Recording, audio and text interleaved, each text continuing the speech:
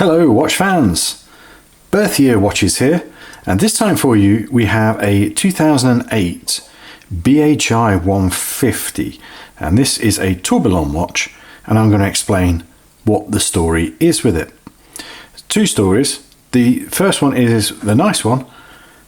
We had this watch about 10 years ago, and the guy's had it for all this time. He had it serviced, and he's now purchased it back and bought another watch from us after 10 years. He has bought other things in the meantime, but yeah, nice to have it back.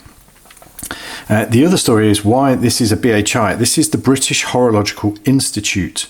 They bought out a watch to celebrate their 150th anniversary, and they wanted to promote British skills in watch repair.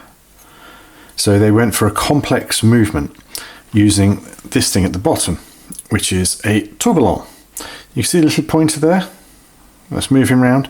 That acts as your seconds hand as well.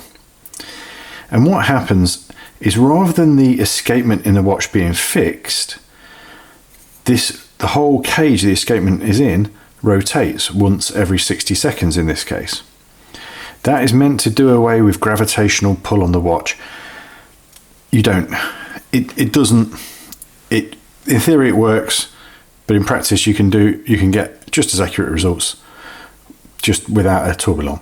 In reality, what the tourbillon does is have a nice whizzy round thing. And if you've got a whizzy round thing on your front of your watch, it's something to stare at when the boss is boring you in meetings. That's the truth of it. Now, although it is the British Horological Institute, it is not a British-made movement. It is a Chinese-made movement. You've got the signed clasp there. Exhibition case back, hand wound. So they did get some stick about having a Chinese movement in there at the time, but a Swiss-made tourbillon movement is going to be many thousands of pounds, and a British-made tourbillon movement, I don't think I've ever seen one. So you've got to go with what you can get. This is not thousands of pounds, but it is an interesting watch. It is on the big side, so you'll see it on my wrist. You can use my wrist as a comparison guide. So it's a bit too big for me to wear comfortably. I'll put it on and just look at the tourbillon for a bit. So an interesting watch, just the sort of thing we like.